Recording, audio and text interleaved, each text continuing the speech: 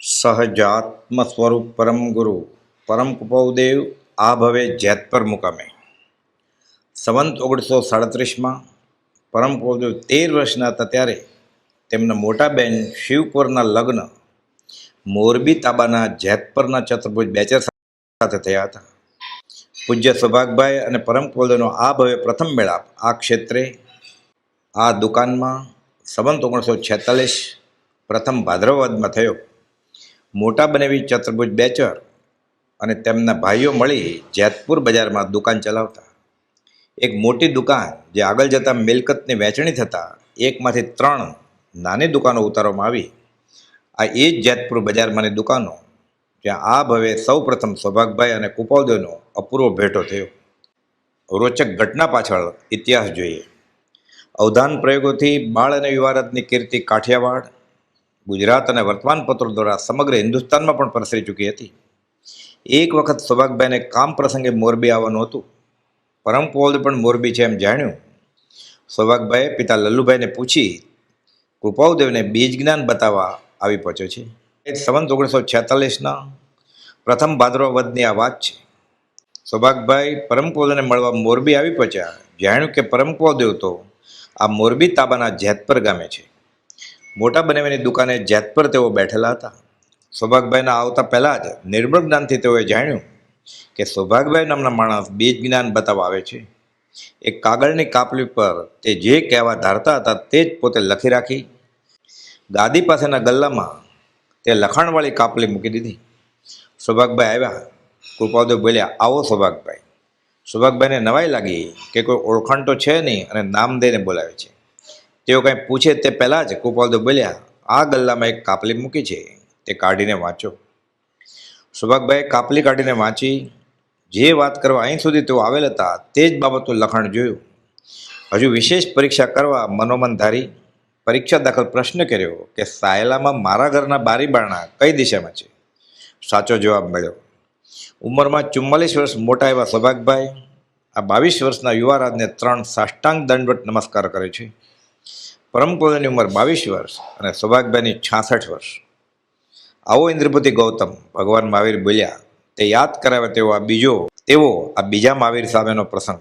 સૌભાગભાઈ પ્રશ્નો પૂછે, કૃપાદેવ જવાબ આપે. સૌભાગ પૃચ્છા. ગૌતમ ગંડર પ્રશ્નો પૂછે, ભગવાન મહાવીર જવાબ આપે. ગૌતમ પૃચ્છા. પહેલા મહાવીર અને બીજા મહાવીર. આ પૂર્વ ઘટનાનું મોખરાનું નિમિત્ત કારણ શ્રી સૌભાગભાઈ હતા અને એટલે જ તો શ્રી સૌભાગ મુમુક્ષે વિસ્મરણ કરવા યોગ્ય નથી. અહીં આ દુકાનથી નજીક મોટા બનેવી અને તેના ભાઈઓના ઘર પણ આવેલા છે, જ્યાં યુવારાજ એક કરતાં વધુ વખત આવેલ છે.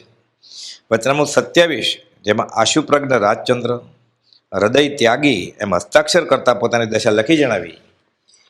તે પત્ર જેમાં હું બીજો મહાવીર છું એમ મને આત્મિક શક્તિ વડે જણાવ્યું છે એ મુજબ અને પોતે સર્વજ્ઞ સ્થિતિમાં છે, વૈરાગ્યમાં ઝીલે છે તે મુજબ ઉલ્લેખ કરેલ તે પત્ર ભાઈ ચતુર્ભુજ પાસે ફરી મંગાવી અમુક સ્થળે અંડરલાઇન કરી એ પત્ર સાચવીને મૂકવા જણાવેલ એમ ચતુર્ભુજ બેચર પરિચય નોંધમાં જણાવે છે. સંવંત 1943ના ભાદરવા મહિનામાં આર્થિક હેતુએ કૃપાદેવ મુંબઈ જતા અગાઉ પોતાના બનેવી ચતુર્ભુજ બેચરને ઘેર અહીં આ ક્ષેત્રે આવ્યા. તે સમયે આ જેતપર ગામમાં શંકર પંચોળી નામના જ્યોતિષને કૃપાદેવની કુંડળી બતાવીને પૂછ્યું કે મુંબઈમાં આર્થિક લાભ સાંપડશે કે નહીં. જ્યોતિષે અમુક મુદતમાં અર્થલાભ થશે એમ કહ્યું. તે પ્રમાણે અમુક થયું અને અમુક થયું નહીં. તેથી કૃપાદેવને જ્યોતિષ સંપૂર્ણપણે જાણી લેવાની ઈચ્છા થઈ અને થોડા જ વખતમાં નષ્ટ વિદ્યા સુધીનું જ્યોતિષ જ્ઞાન જાણી લીધું. મુંબઈ જતાં પહેલાં સંવંત 1944ના આસો માસમાં જેતપર ગયા ત્યારે નષ્ટ વિદ્યાનો અખતરો પણ કરી બતાવ્યો. આ ઉપરથી પંચોળી શંકર સોમનાથને આ શક્તિ અદ્ભુત લાગી. તે પોતાને શીખવવા કહ્યું ત્યારે કૃપાદેવે ખુલાસો કર્યો કે આ વિદ્યા શીખવાડાય તેમ નથી. આના અભ્યાસની કાંઈ નિશાળ હોતી નથી. ત્યારબાદ પુરુષ ક્યાં હાથથી પાઘડી બાંધે છે તે તેના માથાની આકૃતિ જોઈને કઈ બતાવવાનો પ્રયોગ પણ કર્યો હતો. પોતે આ દુકાનની અંદર બેઠા બેઠા સામે બહારથી માણસને ઉગાડી માથે ઊભો રાખવામાં આવે તેઓ જે વલટી પાઘડી બાંધતા હોય તે કઈ બતાવતા હતા. પરીક્ષા દાખલ કોઈ ખોટું કહે તો પણ પકડી પાડતા. સાથે થયા પરમ ગુરુ સહજાત્મ સ્વરૂપ પરમ ગુરુ કૃપાદેવ એ સમયમાં મોટા બનેવી ચતુર્ભુજ બેચરને ઘરે આવતા અવારનવાર.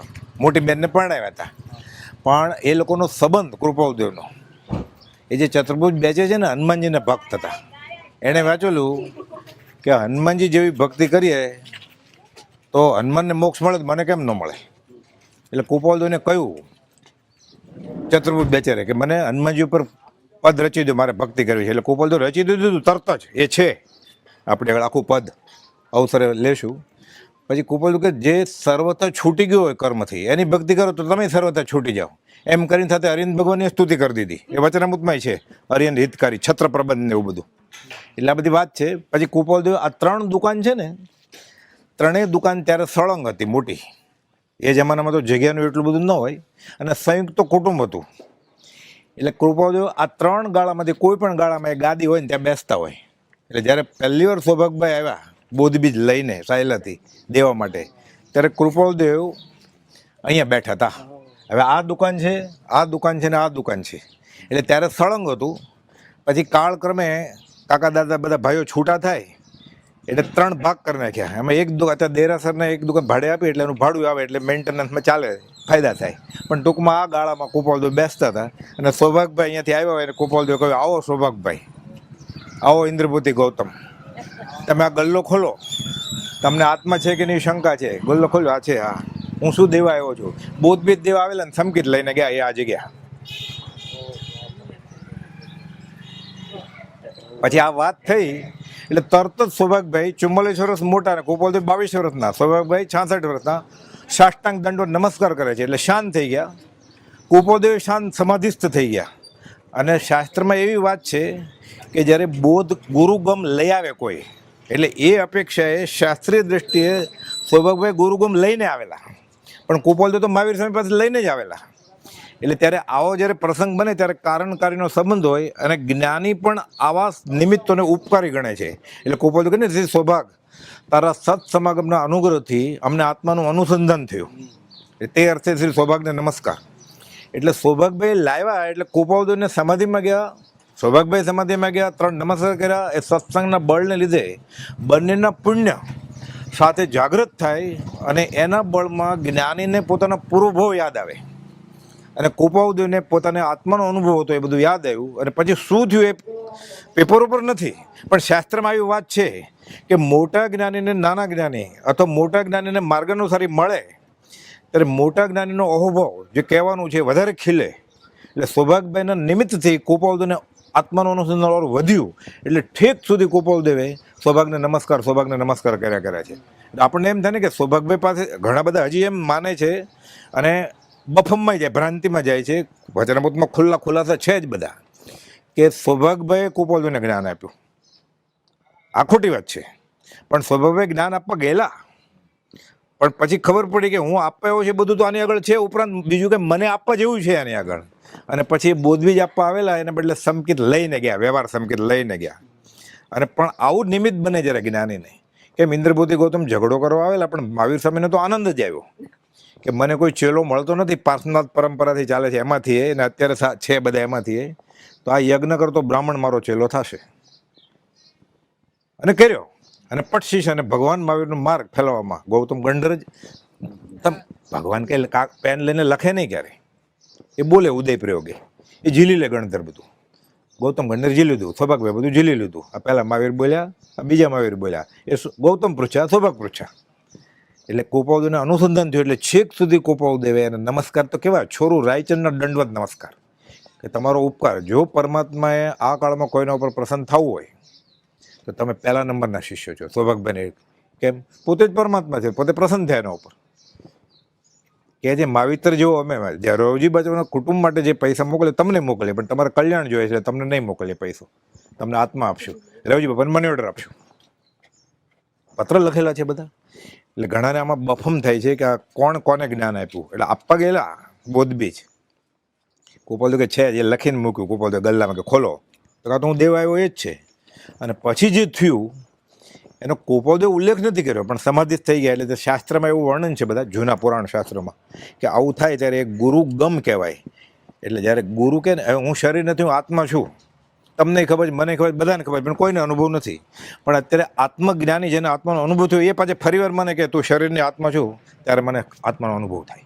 શાસ્ત્ર એમ કહે છે આ ગુરુગમ કહેવાય. પ્રભુથી જે બ્રહ્મચર્યને કરાવી.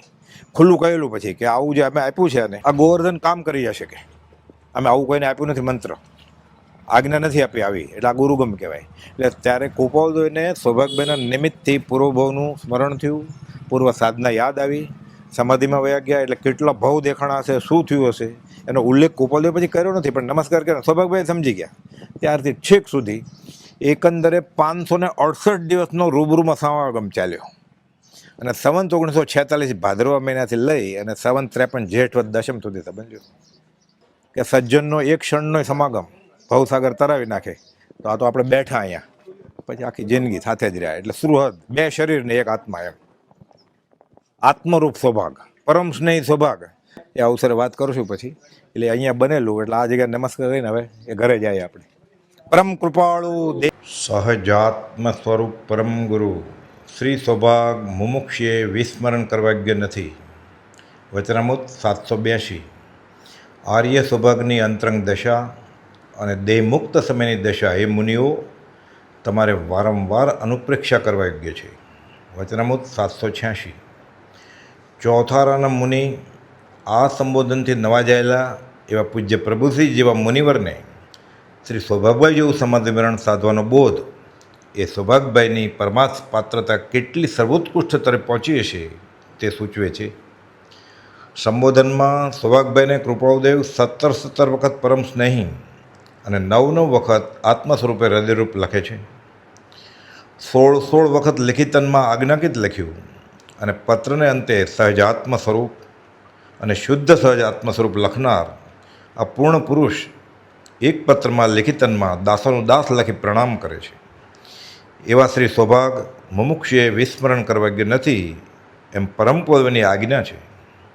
મોક્ષના ઈચ્છુકને આ આજ્ઞા અવશ્ય કરીને આરાધવી યોગ્ય છે. એ સાથી આ સત્સંગ વાંચન શ્રેણીમાં આગામી દિવસોમાં તે વિશે જોઈએ અને મુમુક્ષતામાં વધારો કરીએ. સત્પુરુષનું યોગબળ જગતનું કલ્યાણ કરો. સહજાત્મ સ્વરૂપ પરમ ગુરુ.